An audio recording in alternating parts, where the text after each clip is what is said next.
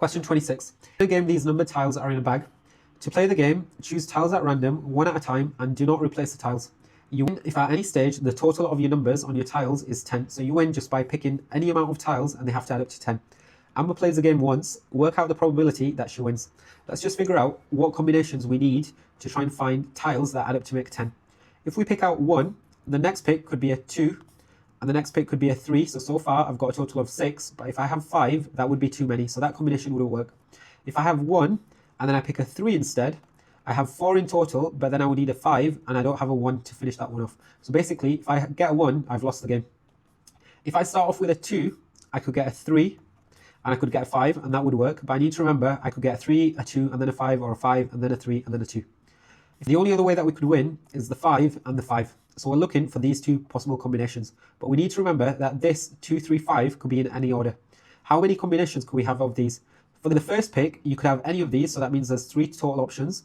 For the next one, you have 2, and for the last one, you have 1. So altogether, there's going to be 6 combinations of the 2, 3, and 5.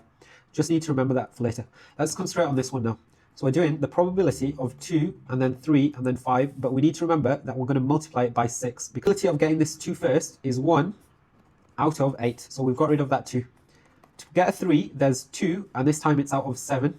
So 2 out of 7, we've got rid of that 3. And then to get a 5, it's 4, this time out of 6. And we need to remember, we need to multiply that by 6 because there's 6 possible orders. So all of this, I will multiply it by 6. So I can do a bit of cross cancelling. So both of these, the 4 and the 8, divide by 4. That would become 1, and that would become 2. The 2 and 6 would also cancel down. So that would become a 1, and that would become a 3. Just divide both of them by 2. So 1 times 1 times 1, which is 1.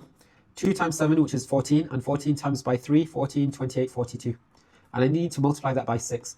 So 6 is the same as 6 over 1. So 1 times by 6 is 6. 42 times by 1 is 42. So that's the same as 1/7. Let's find the probability of a 5 and another 5. For the first pick, there are 4 5s. So that means we have a probability of 4 out of 8 multiplied by, this time there's 3 out of 7. 4 times 3 is 12. 8 times 7 is 56. All we need to do now is add up these two fractions. So I'm going to simplify this fraction, divide the top and the bottom by 4. So that'd be 3. Half this twice, that'd be 28 and 14. So 3 over 14.